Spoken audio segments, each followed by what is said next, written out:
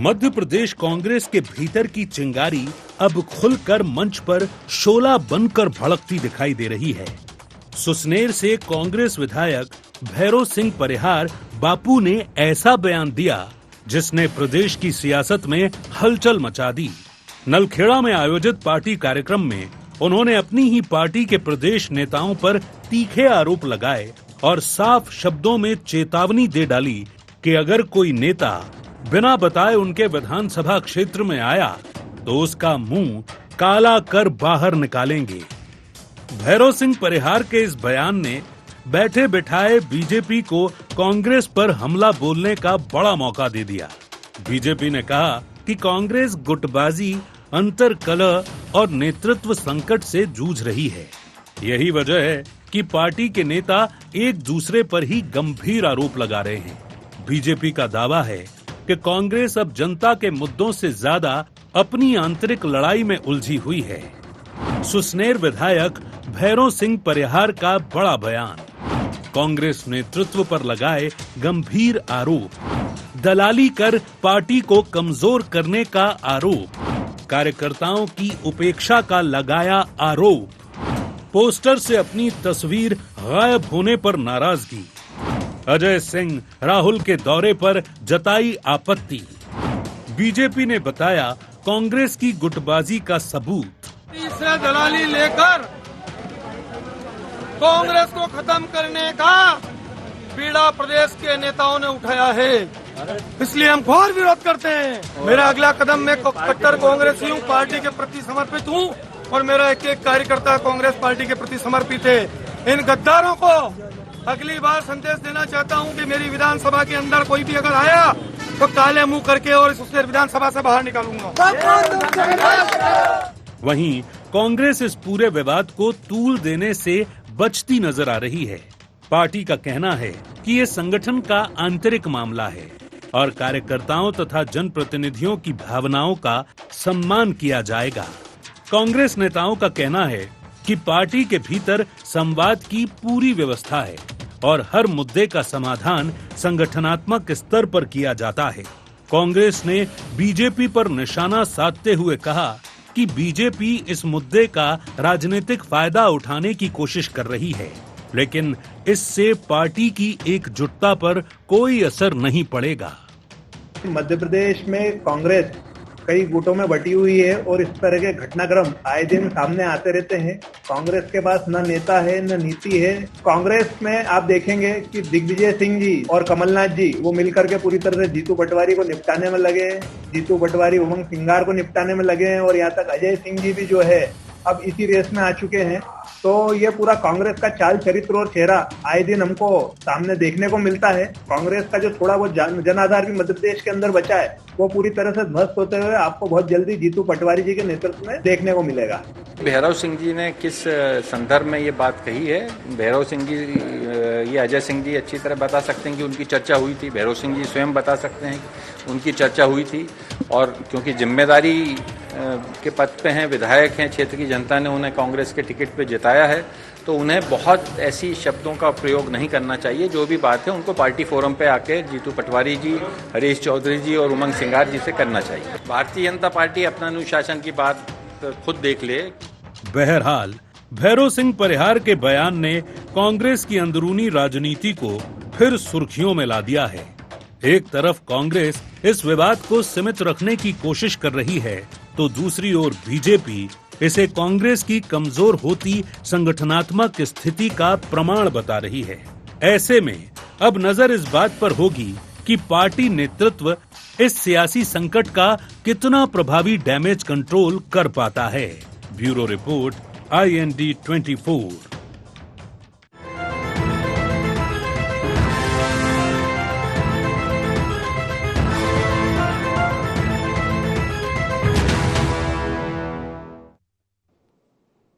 नमस्कार, IND agenda बापू, बयान और बवाल में आप सभी का स्वागत है। मैं हूं आपके साथ दिव्यांशु जोशी। चर्चा को देंगे विस्तार, लेकिन उससे पहले नजर डालते हैं क्या हैं आज के एजेंडा पॉइंट्स।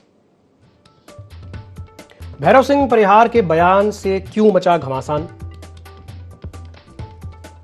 अपने ही नेताओं पर विधायक के आरोपों के क्या है मायने? क्या अब खुलकर सामने आ गई कांग्रेस की गुटबाजी? बीजेपी क्यों बता रही इसे कांग्रेस का नेतृत्व संकट?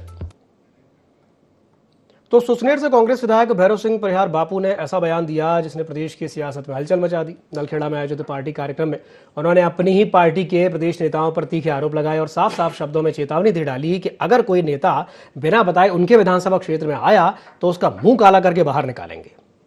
अब इस बयान के बाद बवाल तो होना ही था और बवाल हो भी रहा है और आज इसी विषय को लेकर के हम चर्चा करेंगे। कुछ खास मेहमान हमारे साथ चर्चा में शामिल हो रहे हैं, आपका परिचय करा देते हैं। हमारे साथ चर्चा में जुड़ रहे हैं तेजेंद्र भार्गव जी, वरिष्ठ पत्रकार हैं। सर स्वागत है आपका ND24 में। हमारे साथ जुड़ रहे हैं कल्पेश ठाकुर जी, प्रवक्ता हैं मध्य प्रदेश कांग्रेस के। कल्पेश जी आपका भी स्वागत है ND24 में। और हमारे साथ जुड़ रहे हैं डॉक्टर विक्रम चौधरी, कांग्रेस का पक्ष रखेंगे, प्रवक्ता है मध्य प्रदेश कांग्रेस। सर आपका भी स्वागत है ND24 में। शुरुआत में तेजेंद्र जी आपसे करना चाहूँगा। तेजेंद्र जी, एक वो बापू थे जो सत्य और अहिंसा के मार्ग की बात करते थे, सत्य और अहिंसा के रास्ते पर चलने की बात करते थे।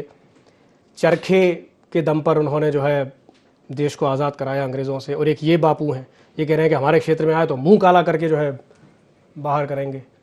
तो तेजेंद्र जी क्या कहेंगे इस पर? देखिए, वो बापू और ये बापू, इन दोनों में जमीन आसमान का अंतर है जी।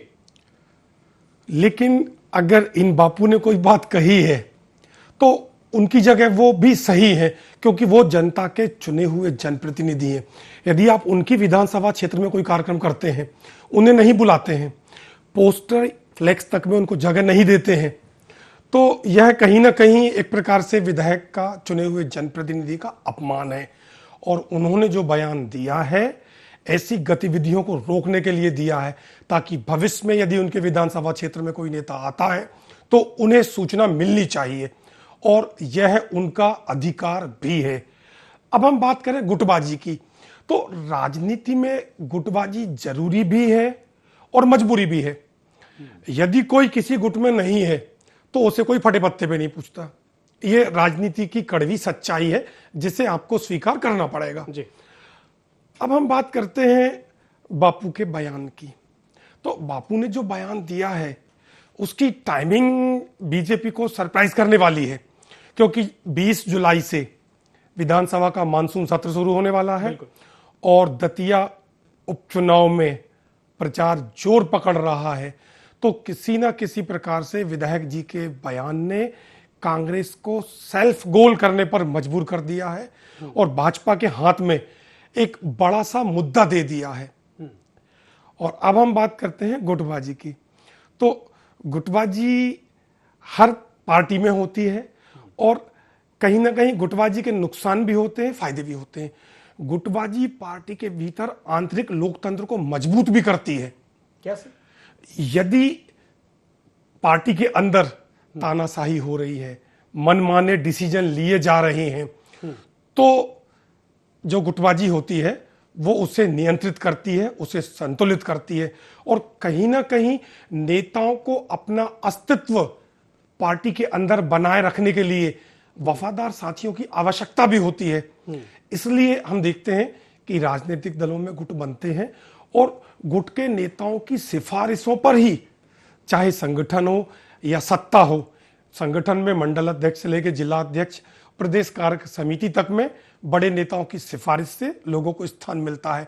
वहीं सत्ता की बात करें तो पार्षद हो, नगर पंचायत चुनाव हो, नगर पालिका चुनाव हो, नगर निगम चुनाव हो, यहाँ तक कि विधायक और सांसद तक बड़े नेताओं की सिफारिश के आधार पर टिकट मिलते हैं।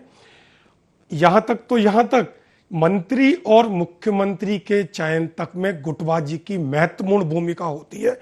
इस बात से इनकार नहीं किया जा सकता।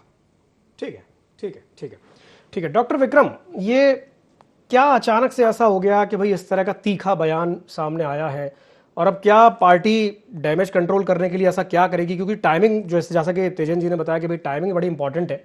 अभी दतिया का उपचुनाव सर पे है, विधानसभा भी बैठने वाली है और उससे ठीक पहले इस तरह का बयान आना, क्या कहेंगे सर?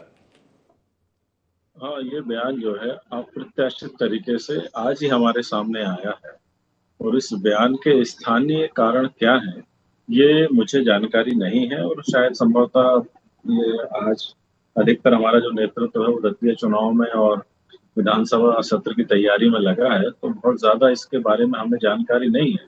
लेकिन मैं धन्यवाद दूंगा आपके जो मीडिया पैनलिस्ट बैठे हैं, जो पत्रकार महोदय बैठे हैं, शायद भार्गव जी, उन्होंने गुटबाजी को और इससे जुड़े मनोविज्ञान को और इसकी जरूरी और मजबूरी दोनों को जितने अच्छे तरीके से समझाया है, मैं समझता हूं कि अब उस पर टिप्पणी करने की आवश्यकता नहीं है। लेकिन स्वाभाविक तौर पर यह बयान किसके लिए है और क्यों है, इससे ज्यादा महत्वपूर्ण यह है, हम चूंकि कांग्रेस पार्टी के लोग हैं, हम ज्यादा राग लपेट और छुपाने वाला प्रयास नहीं करते हैं, और हमारे अंदर इतना आंतरिक लोकतंत्र है, उसको हम गुंजाइश भी देते हैं कि इस बात को लोग अपने तरीके से कह सकें। जैसे भार्गव जी ने कहा कि ये आंतरिक लोकतंत्र की मजबूती के लिए बहुत अच्छी बात है, क्योंकि यदि लोग बोलेंगे नहीं तो फिर वो बेईमानी और भ्रष्टाचार के खिलाफ भी कैसे बोलेंगे। तो मैं ये कहना चाह रहा हूं कि इस बयान के पीछे वजह क्या है ये तो मुझे नहीं मालूम है, लेकिन जो मैंने अभी आपकी रिपोर्ट्स में सुना, वो बयान स्वाभाविक तौर पर जो कांग्रेस का जो विचार दर्शन है, कांग्रेस की नीति है, कांग्रेस का जो व्याकरण है, निश्चित तौर पर उससे वो मेल नहीं खाता है। हमारा जो टकराव होना चाहिए, या वो विधायक हो या एक सामान्य व्यक्ति हो या कोई पत्रकार हो, तो वो ये अवश्य कहे कि हाँ, कोई अराजक तत्व, कोई अनैतिक तत्व, कोई भ्रष्टाचारी, मैं उस भ्रष्टाचारी दरोगा का मुंह काला कर दूंगा जिसने मेरे क्षेत्र में भ्रष्टाचार घूस लेने की कोशिश की। मैं उस तहसीलदार पटवारी की खबर ले लूंगा जिसने नपाई करने के लिए 200-500 रुपए भी लिए, या मैं उस खाद वितरण केंद्र पर खड़ा हो जाऊंगा जहां किसानों को खाद नहीं मिल रहा, बेईमानी हो रही, मैं उस पूरी व्यवस्था का मुंह काला कर सकता हूं। तो ऐसा बयान सबको देना चाहिए, और चूंकि हमारा लोकतंत्र इन्हीं विसंगतियों से लड़ने के लिए बना है, और जनता जब भी वोट करती है तो इसी मिजाज और इसी अपेक्षा के साथ करती है कि हमारा जो जनप्रतिनिधि होगा वो इतनी मजबूती से बेईमानी, भ्रष्टाचार और अन्याय के खिलाफ खड़ा होगा। तो जो भाषा की मर्यादा है वो क्यों है उस पर पुनः मैं नहीं जाऊंगा, लेकिन वो कांग्रेस के विचार दर्शन से बिल्कुल मेल नहीं खाती है। मैं चूंकि बहुत कनिष्ठ हूँ, निर्वाचित विधायक, मैं उनको सलाह देने की स्थिति में भी नहीं हूँ, लेकिन मैं ये कहूंगा कि जो हमने ट्रेनिंग और कांग्रेस का इतिहास पढ़ा है, और आपने अपने वक्तव्य की शुरुआत में जिन बापू से इन बापू की तुलना की है, यदि हम उन बापू के नाम पे राजनीति भी करते हैं तो हम अक्षरशः उतना कठिन जीवन और बलिदान ना दे सकें, लेकिन फिर भी यदि हम उनका अंश मात्र भी हम धारण कर लें तो वो ये कहते हैं कि अहिंसा ही सबसे बड़ा धर्म है। तो हमारे विचार में, हमारी वाणी में, हमारे कर्मों में बिल्कुल भी हिंसा नहीं होना चाहिए। यदि कांग्रेस का कोई भी व्यक्ति है, यदि वो सहमत नहीं है तो हम उसको अपनी असहमति दबाने के लिए मजबूर नहीं करते हैं।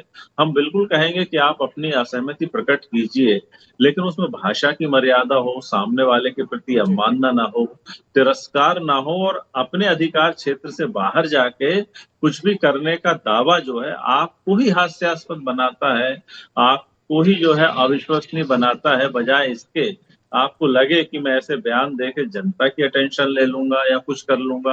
अब आप मुझे बताइए कि ऐसे बयान अभी जो है, मिजाज यही थे, संदर्भ अलग था, नरोत्तम मिश्रा ने दिए, एसपी को भी धमकाया, प्रशासन की पिटाई हुई उनके लोगों के द्वारा। तो इससे क्या छवि जाती है? इससे यही छवि जाती है कि आप कहीं ना कहीं संविधानोत्तर एक बड़ी सत्ता बन रहे हैं। जब हम कहते हैं कि गुंडा राज है, दहशतगर्दी है, तो ये दतिया में जब हमको नरोत्तम मिश्रा के नेतृत्व में देखने को मिला और हमने उसकी आलोचना की, तो हम इस आधार पे फिर इस बात को कैसे जस्टिफाई कर सकते हैं, या करना चाहिए। लेकिन पुनः मैं कहूंगा आपसे कि इसके स्थानीय कारण क्या है, उनकी भावनाएं क्या हैं, मैं उस पर टिप्पणी नहीं कर सकता हूं। हो सकता है वो न्यायोचित हो, उनको अच्छा लग रहा हो, लेकिन जो भाषा है, जो मर्यादा है, जो व्याकरण है और जो मिजाज है, वो कांग्रेस पार्टी के अहिंसा, सद्भावना और लोकतंत्र के दर्शन से मेल नहीं खाता है। जी ठीक है। कल्पेश जी, मैं देख रहा था कि जब अभी डॉक्टर चौधरी जब अपनी बात कह रहे थे तो आप मंद मंद मुस्कुरा रहे थे। मैं पहले तो ये जानना चाहूंगा कि आप मंद मंद क्यों मुस्कुरा रहे थे? मुस्कुरा इसलिए रहा था कि मैं बापू से बापू की तुलना करने का उदाहरण मेरे मन में था, आपने मेरे मुंह से वो शब्द छीन लिया, इसलिए मुझे हंसी आ रही। तो दूसरी बात एक राजनीतिक कार्यकर्ता के तौर पे डॉक्टर विक्रम चौधरी जी की असहजता को मैं समझ सकता हूँ, क्योंकि उनकी पार्टी के विधायक ने जो शब्द प्रयोग किया कि काला मुंह कर दूंगा, ठीक है ना, एक दलाल शब्द का प्रयोग किया है, तो ये तो अब कांग्रेस के नेताओं को बताना पड़ेगा कि भाई उनकी पार्टी में दलाल कौन है। और भाई कांग्रेस के नेताओं को वहाँ जाने से पहले सोचना पड़ेगा, प्रदेश अध्यक्ष को, किसी राष्ट्रीय नेतृत्व को, कि भाई ऐसा ना हो कि बापू जो गुस्से में है, क्योंकि बापू का स्वरूप जो है वैसे ही परिवर्तित हुआ है जैसे कांग्रेस का पिछले 70-75 सालों में आज़ादी के बाद हुआ है। एक बापू अहिंसा के पुजारी थे, एक बापू जिस शब्दावली का प्रयोग कर रहा है, मुझे लगता है कि हमारे लिए दोहराना भी ठीक नहीं है।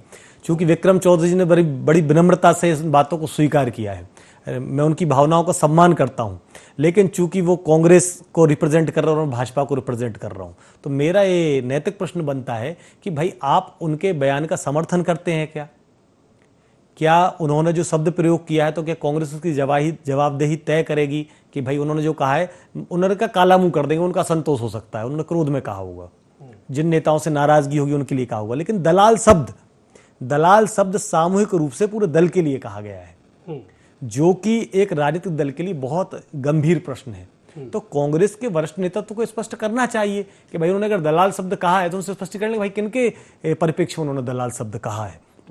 और डॉक्टर साहब कह रहे थे तो नरोत्तम जी ने कार्यकर्ताओं के संरक्षण में, मैंने इस पर पिछले दिनों आपके चैनल पर बाइट भी दी थी, एक कार्यकर्ताओं के संरक्षण में उन्होंने ये कहा है कि अगर कहीं कोई ज्यादती हुई तो मैं बर्दाश्त नहीं करूंगा। वो उनका एक भावनाओं का वो था और उनके उबाल में उन्होंने कहा, लेकिन उन्होंने किसी भी मामले में अपने दल, अपने कार्यकर्ताओं पर किसी भी प्रकार का नैतिक प्रश्न नहीं लगाया, और बल्कि अपने कार्यकर्ताओं को जब पूरा भाषण देखेंगे तो समझाइश दी है कि भाई निर्णय का सम्मान करना होगा और हम सब लोग संगठन में आते हैं, और आज पूरी भाजपा एक साथ एकजुट होकर दतिया में चुनाव लड़ रही है। लेकिन अभी जब आप चला रहे थे बापू का बयान, तो बापू की नाराजगी जो है, मतलब वो उन्होंने मंच से कहा है, कार्यक्रम में कहा है, कार्यक्रम के उपरांत कहा है, लगातार कहा है, इसलिए नोटिसेबल है कि उनकी पीड़ा एक दिन की नहीं होगी, ये पीड़ा उनको बहुत दिन से होगी। और अब जब वो पीड़ा की पराकाष्ठा हो गई कि भाई उनका, आप सोचिए कि उनके क्षेत्र में कोई जा रहा है, उनके क्षेत्र में कांग्रेस का पोस्टर लग रहा है, उसमें वहां के चुने हुए प्रतिनिधि का फोटो नहीं है, तो उनकी ये पीड़ा निकल कर आई। और मुझे लगता है उनके साथ लंबे समय अगर फोटो गायब है तो इस पर इतना क्रोधित होकर के ये कह देना कि नहीं, हो सकता है उनकी उपेक्षा लंबे समय से हो रही हो, प्रतिक्रिया भी आई हो, मैं यही कहना चाह रहा हूं। इसलिए मैं ये कहना चाह रहा हूं कि भाई उनने शब्दों की मर्यादा तोड़ी है तो वो उनकी गलती नहीं है, क्योंकि शब्दों की मर्यादा तोड़ने की परंपरा कांग्रेस में लंबे समय से रही है। जीतू पटवारी जी को देख लीजिए, उमंग सिंघार जी को देख लीजिए, कांग्रेस में राहुल गांधी जी को देख लीजिए, मल्लिकार्जुन खड़गे को देख लीजिए। अगर आप कहेंगे तो सबके उदाहरण आपके सामने है कि प्रधानमंत्री के लिए क्या भाषा का प्रयोग करते हैं, मुख्यमंत्री के लिए किस भाषा का प्रयोग करते हैं, और किस तरह की लगातार एक दूसरे के लिए भी, इवन खुद के राजनीतिक मंच में अपने प्रभारी, पूर्व मुख्यमंत्री, उनके साथ उनके व्यवहार के, बोलचाल के कई विजुअल्स और रिकॉर्ड्स हैं। जी जी डॉक्टर विक्रम, आ रहा हूं आपके पास भी आ रहा हूं। अकेले बापू का दोष नहीं, और विधायक के नेतृत्व से ही कार्यकर्ता सीखता है। जी जी। तो इसकी जिम्मेदारी कांग्रेस के प्रदेश अध्यक्ष और राष्ट्रीय अध्यक्ष की बनती है कि उनके विधायक ऐसा व्यवहार क्यों कर रहे हैं। ठीक है जी, डॉक्टर विक्रम आप बोलिए। इन्होंने भाषा की बात कही तो हमारे पास वो वीडियो भी उपलब्ध है जिसमें मोहन यादव माँ बहन की गालियां दे रहे हैं। अभी मोहन यादव ने हमारे जीतू पटवारी जी के लिए जो भाषा का इस्तेमाल किया है, तो ये स्वीकार करें कि आरएसएस की शाखाओं में ऐसी बातों को प्रोत्साहन मिलता है। मुझे बड़ा दिलचस्प वाक्य याद है कि जून 25 में मैं देख रहा था कि इन्हीं विधायक साहब ने कहा है कि मैं कांग्रेस का विधायक हूं लेकिन संघ से भी जुड़ा हुआ हूं। तो मुझको तो ऐसा लगता है कि ये जो भाषा है और जो मिजाज है, ये कहीं ना कहीं उस संघ की छाया पड़ने का दुष्प्रभाव तो नहीं है। तो देखिए, जो इन्होंने अपने नरोत्तम मिश्रा जी को कहा, क्या एसपी को धमकी देना किसी भी तरीके से जस्टिफाई हो सकता है? क्या आशुतोष तिवारी के लिए ये कहना कि इनमें इतनी हैसियत नहीं कि मेरी टिकट कटवाए जा सके, मेरी टिकट जिसने कटवाई है आप कार्यकर्ता वहां तक नहीं पहुंच सकते हैं? तो मैं आपको बता दूं कल्पेश जी कि राजनीति में नेताओं के बीच में गुटबाजी होना तो चलिए ठीक है, एक सामान्य बात है। मैं भार्गव जी की बात पर उल्लेख करूंगा कि मजबूरी भी है, जरूरी भी है, लेकिन क्या आपको पता है कि वो किस ब्यूरोक्रेट्स के ऊपर उनने इशारा किया था? वो ब्यूरोक्रेट भी यादव है कि वो यादव ब्यूरोक्रेट यादव मुख्यमंत्री से अपने भाई के लिए टिकट दिलाना चाहता था दतिया से, और उनका टिकट कटवाने में बड़ा हाथ रहा है। तो आपकी पार्टी में जो गुटबाजी है वो तो प्रशासन के जो अधिकारी वो भी अब भाजपाई नेता बन के जो है आपके दल को कष्ट दे रहे हैं, जिसका नरोत्तम मिश्रा के आंसू जो उसका प्रमाण है। तो सर, मैं आपसे वही विनम्रता पूर्वक कह रहा हूं कि देखिए भाषा की जब आप हम पे तंज कसें तो मैं आपको वीडियो भिजवा दूंगा कल कि मोहन यादव की भाषा और उनके व्याकरण का स्तर कितना है, तमाम बातें हैं। तो मेरा कहने का आशय है कि हाँ, हम ऐसी प्रवृत्तियों को बिल्कुल उसकी निंदा करें और राजनीति को उतना गरिमापूर्ण अवश्य बनाएं कि वो उन मुद्दों पर ध्यान केंद्रित कर सके जिस आशा और अपेक्षा के साथ मतदाता जो है वोट डालने जाता है। जी ठीक है, कल्पेश जी कुछ कहना चाहेंगे? देखिए, मैं इस बात पर यही कहना चाहता हूं कि इन्होंने जैसे दतिया के परिप्रेक्ष्य में कहा, भाई मैंने कहा कि वहाँ हमारी पार्टी एक है, चुनाव लड़ रही है, पूरे भाषण को आप सुनेंगे तो वो सारी बातें जो कट करके चलाई जा रही हैं वो उन्होंने आशुतोष जी से नहीं कहा है, उन्होंने मन से अपने कार्यकर्ताओं को समझाइश देने के लिए कहा है। और उन्होंने से जब व्यक्तिगत अपील करी तब भी उन्होंने किसी भी चीज़ को प्रोत्साहित नहीं किया है, चूंकि वो क्रोधित इसलिए थे कि कार्यकर्ताओं के प्रति पुलिस ने जो रवैया अपनाया था उससे वो असहज थे, क्योंकि कार्यकर्ताओं से उनका एक आत्मीय स्वभाव था। आप ही कह रहे थे कि भाई राजनेता की कार्यकर्ता के प्रति जिम्मेदारी होना चाहिए, उसके को कष्ट में हो, जनता हो तो उसके साथ खड़ा होना चाहिए। मैं ये कह रहा हूं कि भाई बापू ने यहाँ आपकी पार्टी के बारे में कहा है, हमारे बारे में कुछ नहीं कहा। हमारे बारे में कहा होता तो कोई बात ही नहीं थी, हम उसका वो करते। ये तो आपके पाले की समस्या है, इसको आपको सुलझाना है। मेरा कहने का मतलब ये कि भाई उन्होंने कांग्रेस के नेताओं का मुंह काला करने की कहा है कि अगर मेरी विधानसभा में, मतलब एक तरह की धमकी मेरी विधानसभा में अगर आए, टिकट किसने काटी, नरोत्तम मिश्रा का इशारा किसकी तरफ है जहां कार्यकर्ता की पहुंचने की हैसियत नहीं है, वो भी बताते चलिए सर। तो अब ये तो नरोत्तम मिश्रा, आप नरोत्तम मिश्रा जी से खुद पूछ सकते हैं व्यक्तिगत, क्योंकि वो बता देंगे, वो बता देंगे, वो बता देंगे तरफ से आप बोल सकते। लेकिन आप बोलिए कि हाँ बापू से पूछिए, आप बोलिए कि बापू से पूछिए, आप बोलिए कि बापू से पूछिए, कल मीडिया के मित्र पूछ लेंगे। नरोत्तम जी समय आने बता देंगे, बहुत स्पष्टवादी नेता है, सब लोग जानते हैं। चलिए वो तो समय आने पर बता देंगे, हम इंतजार रहेगा। ठीक जी। तेजेंद्र जी हमारे साथ जुड़े हुए हैं। तेजेंद्र जी, चूंकि कार्यकर्ताओं की बात चली है तो आपको क्या लगता है कि इस तरह के जो बयान है जो इन्होंने दिया है ये कहीं ना कहीं कार्यकर्ताओं के मनोबल को भी तो प्रभावित करते हैं ना कहीं ना कहीं, क्या कहेंगे आप? देखिए, कुछ समय से हम देखते आ रहे हैं कार्यकर्ताओं में और नेताओं में संयम कम है, अनुशासनहीनता बढ़ती जा रही है। क्यों बढ़ती जा रही है? एक समय था जब यदि कार्यकर्ता नाराज होता था, पार्टी का नेता नाराज होता था, तो वो पार्टी फोरम पर जाके अपनी बात कहता था, सार्वजनिक रूप से किसी भी तरह का विरोध करने से बचता था। लेकिन हम पिछले कुछ समय से देख रहे हैं, कोई भी राजनीतिक दल हो, दोनों ही राजनीतिक दलों में कार्यकर्ता और नेता को अगर गुस्सा आता है तो वो पार्टी फोरम पर अपनी बात कहने के बजाय सार्वजनिक रूप से अपने गुस्से को निकालता है, या तो सोशल मीडिया पे या फिर डायरेक्ट इसी तरह से, जैसे कि आज सीधे वो स्टेटमेंट दे देते हैं। जैसे सुसनेर विधायक जी ने पार्टी फोरम पर अपनी बात कही होती तो कहीं ना कहीं पार्टी की छवि को भी नुकसान नहीं पहुंचता। जैसे दतिया में कार्यकर्ता अनुशासित नहीं रहे और उन्होंने अपना गुस्सा जमकर निकाला, तो यदि वे कार्यकर्ता भी पार्टी फोरम पर अपनी बात करते, सुसनेर विधायक भी पार्टी फोरम पर अपनी बात करते, सार्वजनिक रूप से कहने से बचते, तो इसमें पार्टी की जो विश्वसनीयता है वो बनी रहती है। अंतरकलह से कहीं ना कहीं राजनीतिक दलों की आम जनता के बीच में विश्वसनीयता घटती है, जिसके नुकसान भी समय समय पर होते हैं। सही सही। चलिए डॉक्टर चौधरी, मैं आपसे जानना चाहूंगा कि देखिए डैमेज तो कहीं ना कहीं हो ही गया है, अब डैमेज कंट्रोल करने के लिए आपकी पार्टी क्या करेगी? क्या किसी तरह का कोई नोटिस जारी किया जाएगा? क्या कोई स्पष्टीकरण मांगा जाएगा भैरव सिंह परिहार से? किस तरह का आगे क्या इसके बाद देखने को मिलेगा, क्या मतलब उम्मीद कर सकते हैं हम? ये तो बहुत स्वाभाविक प्रक्रिया है। अब मैं पुनः इस बात को दोहरा रहा हूँ कि वो उन्होंने क्यों कहा, किसके लिए कहा, किन परिस्थितियों में कहा, इसकी बहुत ज्यादा जानकारी अभी तक हमारे कार्यालय में नहीं उपलब्ध हुई है।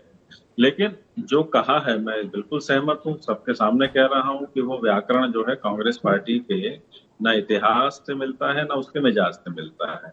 तो जो बातें कही सुनी गई हैं, स्वाभाविक तौर पे उसका स्पष्टीकरण मांगा जाएगा और हम इस मामले में बहुत उदार भी हैं और खुले भी हैं। हम जो मांगेंगे हम वो मीडिया को दे देते हैं। अब आप मुझे बताइए कि अभी तक सुप्रीम कोर्ट ने विजय शाह के लिए कहा है कि सरकार इन पर कार्रवाई करने की अनुमति क्यों नहीं दे रही, सरकार सुप्रीम कोर्ट की अवहेलना कर रही है। तो आप मुझे बताइए कि इनकी पार्टी की सरकार तो बिल्कुल संविधान की भी अवहेलना कर रही है, तो क्या इन्होंने कभी ऐसा काम किया है? जो हमारी बातों पे बहुत जल्दी जल्दी आके मजे लेने लगते हैं, लेकिन अपने गिरेबान में झांकना भूल जाते हैं। आप पत्रकारों को एक बड़े अच्छे शब्द से कैलाश विजयवर्गीय ने संबोधित किया था, उसके लिए इन पार्टी ने एक भी बयान, अभी एक भी शो कॉज नोटिस जारी नहीं किया। ऐसी तमाम बातें हैं जो इनकी पार्टी के नेता करते हैं। तो मुझे लगता है कि इस बात की आलोचना, जो तेजिंदर साहब कह रहे हैं कि इस बात की आलोचना निश्चित ही होनी चाहिए कि कोई भी दल का नेता हो, किसी भी स्तर का नेता हो, निर्वाचित हो अथवा संगठन का हो, वो किसी भी प्रकार का ऐसा प्रदर्शन करता है जो दिखावा हो, अपने पैसे, अपनी गाड़ी दिखाए, अपना रुतबा दबदबा दिखाए, अमर्यादित भाषा का प्रयोग करे, इससे अंतोतगत्वा नुकसान उसी का ही होता है। जैसे नरोत्तम मिश्रा के अहंकार को इनकी पार्टी नहीं नापती, चलिए प्रतिक्रिया, तो ये सब नुकसान तो उन्हीं को होता है। ठीक ठीक, कल्पेश जी आपकी प्रतिक्रिया। देखिए, अहंकार जैसा कुछ भी नहीं है। अहंकार तो जीतू पटवारी जी ने नरोत्तम जी को अहंकारी कहा था, तो अहंकार जैसा कुछ नहीं है।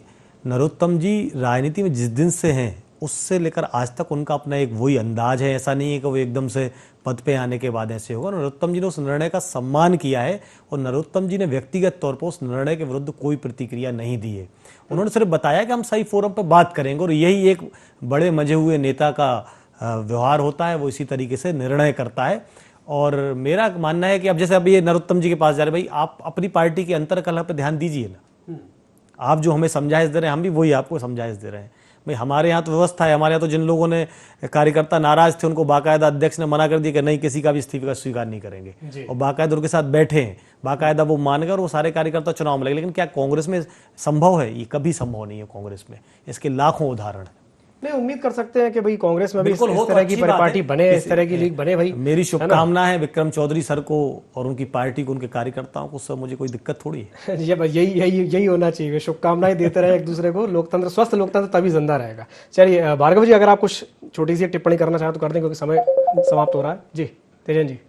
देखिए, सुसनेर विधायक का जो बयान आया है जी, वो उसकी जो टाइमिंग है, हाँ, वो कहीं ना कहीं कांग्रेस पार्टी के लिए नुकसान देने वाली है।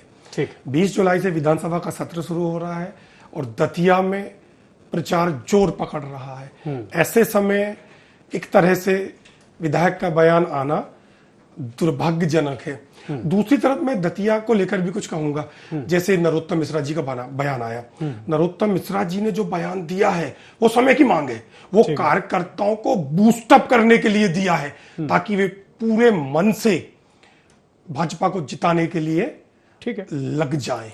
ठीक है, ठीक है। चलिए, मतलब उन्होंने बूस्ट अप करने के लिए दिया, उन्होंने बूस्ट डाउन करने के लिए दिया, हम इसको इस तरीके से कहें। चलिए, वो एक हास्य के लिए वो उसको कह सकते हैं, वो समय बताएगा। और 30 जुलाई को मतदान होना है और 3 अगस्त को रिजल्ट आ जाएगा, पता चली जाएगा। चलिए, बहुत बहुत धन्यवाद आप तीनों मेहमानों का हमारे साथ जुड़ने के लिए और चर्चा में शामिल होने के लिए। तो इस तरह का ये जो बयान जो भैरव सिंह परिहार ने दिया है, बाबू ने, वो इस तरह का बयान देने से थोड़ा सा बचने की कोशिश होनी चाहिए, क्योंकि कहीं ना कहीं नुकसान खुद का होता है, खुद की पार्टी का होता है, और वो नुकसान कहीं दूर तक दिक्कत ना दे, इस चीज़ का ध्यान रखा जाना चाहिए। एजेंडा में फिलहाल के लिए इतना ही। खबरों का सिलसिला लगातार जारी है। आप बने रहिए ID24 के साथ। नमस्कार।